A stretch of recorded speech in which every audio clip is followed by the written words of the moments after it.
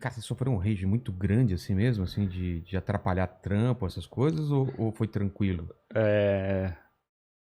Cara, isso foi meio que o que eu me propus, né? É. O que eu gosto de fazer da minha vida é discutir ideia, né?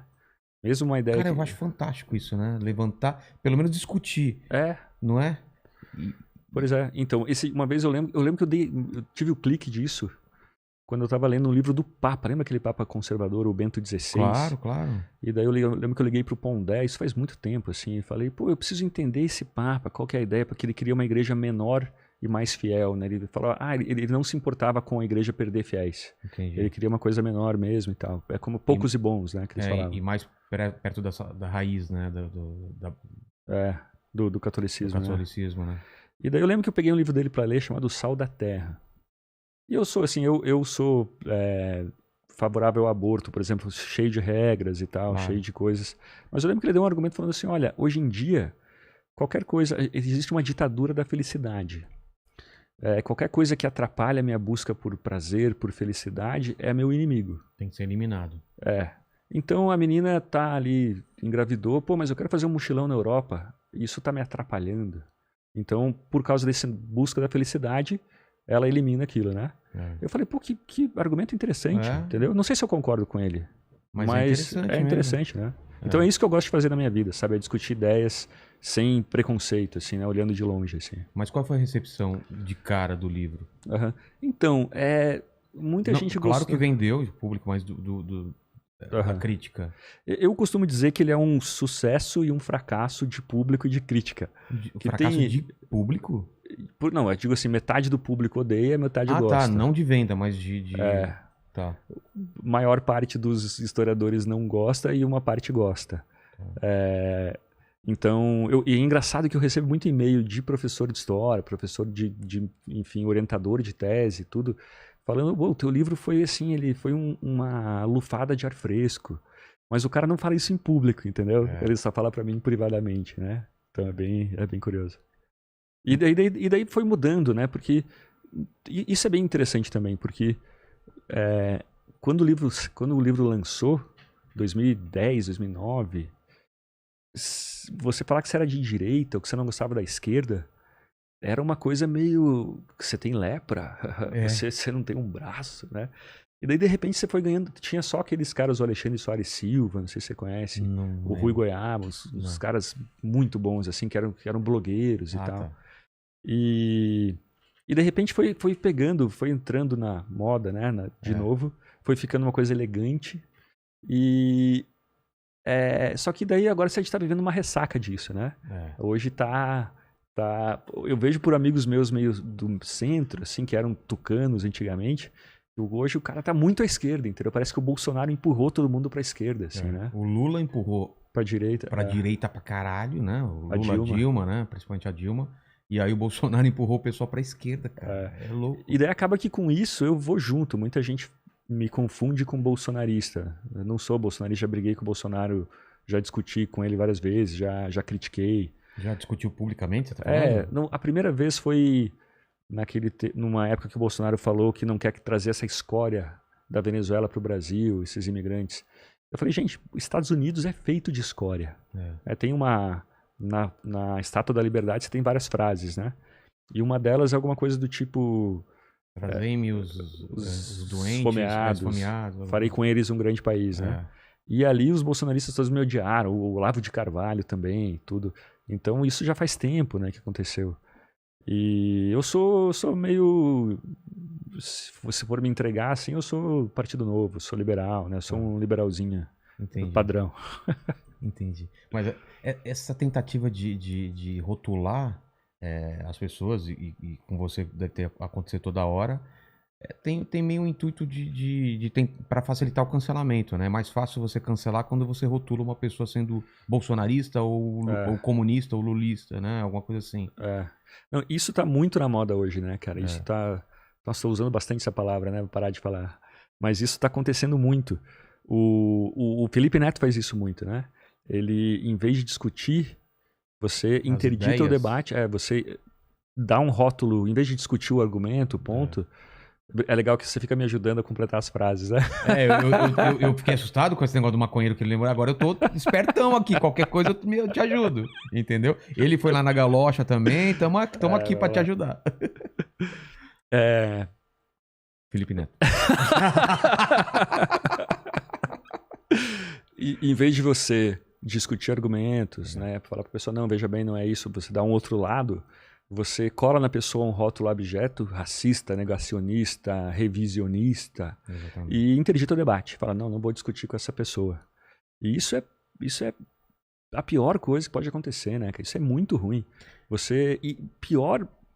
Ainda pior para problemas delicados, né? Tipo, para desigualdade entre brancos e negros, por exemplo, né? Tem uma história interessante sobre isso. Mas só antes de sair disso, no caso do Felipe, foi um exemplo a esmo ou ele te rotulou de alguma coisa? Ele me rotulou, ele falou que eu era revisionista e negacionista. Daí eu perguntei o que eu nego. O que exatamente eu nego? Tem uns doidos que falam que a escravidão brasileira foi boa para os africanos. Isso é ridículo, né? Eu nunca falei isso, não falo nada assim. Revisionista. Talvez... O termo revisionista... o que exatamente significa, né? Porque revisar uma coisa que esteja errado não é ruim. Né? Não sei. Enfim. O Malcolm Gladwell até tem, né, aquele escritor americano, tem um podcast que é revisionismo, esse é o nome do podcast. Então, Mas enfim, o negacionista é interessante, assim, porque esse termo surgiu com o Holocausto, né? Quem negava o Holocausto. Que ali é uma verdade absoluta. Não tem como não dizer que... Mas daí você usa isso para aquecimento global, daí fica estranho, entendeu? Porque assim, a toda hora você tem pesquisas novas, por exemplo, sobre sensibilidade climática. Sim. Que é o seguinte, você está fingindo que sabe o que eu estou falando. Eu sei alguma coisa. Aquela teoria de que a Terra ela tem ciclos mesmo de aquecimento, o ciclo natural, independente do que a gente faça, vai acontecer. Mas não sei se é isso que você está falando. Não, a sensibilidade é assim... Quanto a Terra vai esquentar se dobrar a quantidade de carbono, a concentração de carbono na atmosfera. Entendi. Daí os relatórios do IPCC falavam de 5 graus. O MIT, uma pesquisa do MIT de 2 anos atrás falou de 1,5 graus. Então a coisa é variável, a coisa está em discussão. Você não pode usar o termo do Holocausto, né, de negacionismo, para aquecimento global, entendeu? Não é a mesma coisa, né? Daí você acaba... Enfim, só deixando claro que eu acho que existe, mas a solução é bem diferente do que as pessoas propõem, tá? Para mim é energia nuclear, é tecnologia, é inovação, né? Mas vamos lá. E daí você tem essa ideia de chamar a pessoa de racista e interditar o debate, né? Isso começou tudo, cara, com um sociólogo americano chamado Moynihan. Esse cara, em 1967... ele tentou entender o que estava acontecendo com as famílias negras. Porque o desemprego dos negros americanos estava diminuindo, mas os pedidos de assistência social estavam aumentando. Então o gráfico fazia uma tesoura, né? Um ia para baixo, a famosa tesoura de Moynihan. E daí ele foi para a rua, o cara era sociólogo democrata e tal. Para tentar entender, ele falou, olha, as famílias negras estão acabando. Né? Os pais não estão mais presentes.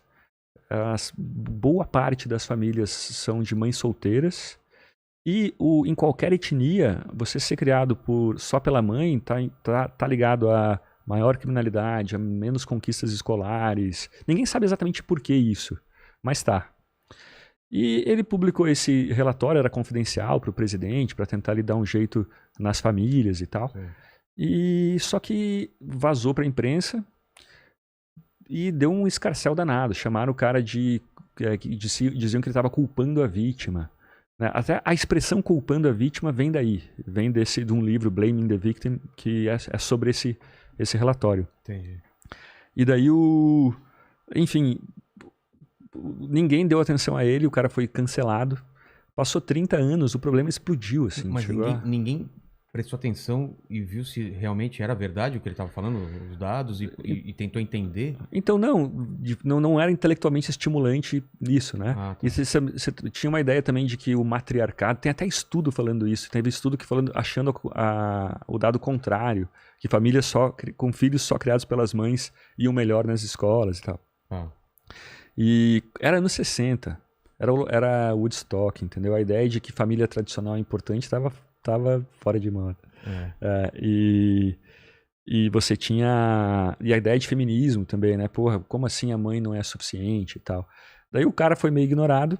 20, 30 anos depois, o problema de mães solteiras em todas as etnias aumentou muito, principalmente entre os negros. E gente de esquerda, do centro, da direita, foi olhar os dados e falou, putz, o cara estava certo. E esse é o mal de você interditar debate, entendeu? Justamente em questões delicadas, assim, né? Porque, pô, a gente precisa discutir para saber qual é a causa do problema. E para saber qual é a melhor solução, entendeu? Mesmo que pareça feio, né? A solução. É claro que isso, claro, sem negar racismo, sem negar todos os outros problemas que existem. Claro, né? Claro. Enfim. Mas a gente tá falando de cancelamento. Se começou aí essa coisa, você acha, de cancelar as pessoas, interditar o debate, e a gente tá vendo agora o ápice disso? É um escalonamento? Porque eu acho que não é só aqui, né? No mundo inteiro tem acontecido isso. É muito nos Estados Unidos, né? Nos Estados Unidos parece que a gente tá aí sendo americanizado da pior forma possível, né? Pegou a coisa mais chata deles aí. Pois é, começou, se a gente pensar bem, começou ali queda do Muro de Berlim. Aquela ideia de esquerda, luta da esquerda, aquela grande ideia da esquerda, o grande sonho da revolução do proletariado e tal, meio que saiu de moda, né? Meio que não vai dar certo. E daí a saída, até teve um livro que propôs isso assim conscientemente, foi, olha, vamos pensar em grupos de identitários, né? Em ambientalismo, em movimento negro, movimento gay, e pessoas que de fato tinham necessidade ali de uma luta contra a discriminação, que de fato sofriam, né? E só que daí eu não entendo muito bem como isso gerou uma intolerância, entendeu? Né? Que hoje em dia tem casos nos Estados Unidos assim de uma revolta numa faculdade que aconteceu porque o cara estava com um livro crítico à Ku Klux Klan, mas que tinha a capa era da Ku Klux Klan. E o cara foi expulso, teve que sair da cidade, entendeu? Então parece uma histeria meio religiosa mesmo, né? Até tem